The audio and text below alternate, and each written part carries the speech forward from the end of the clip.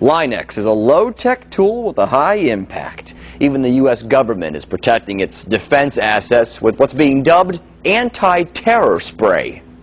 4, 3, 2, 1. This frightening video was given to Fox 35 by a company that makes Line-X. It's simulating what can happen to someone if a bomb were to go off near an office. This dummy, of course, has problems. This one, placed in an identical office next door, seems to make it through the blast just fine. What's the difference? Before the explosion, the wall that survives was sprayed with Line-X, a blast-proof paint.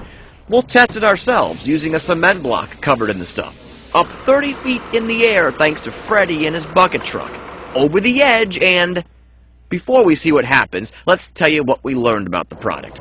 Line-X began as a spray for the beds of pickup trucks to prevent dings and scratches. It's rubbery and touted as stronger than steel, yet elastic, so it flexes and takes the brunt of an explosion.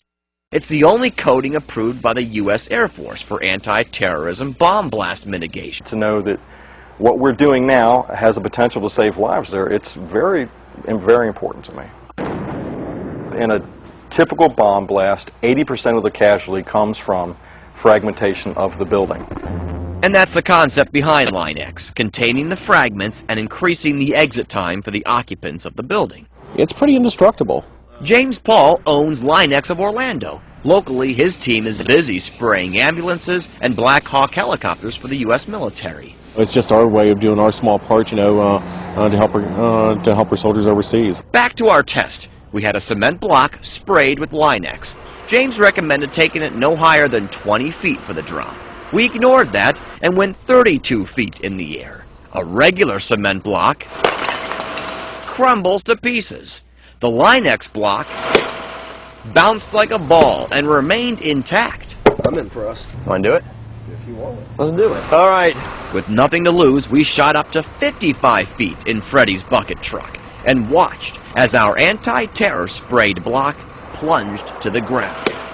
It bounced twice as far, and yup, still intact. Unbelievable. Wow.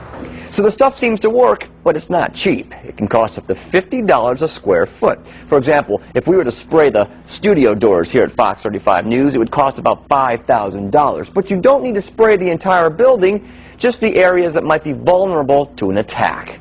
Back to you.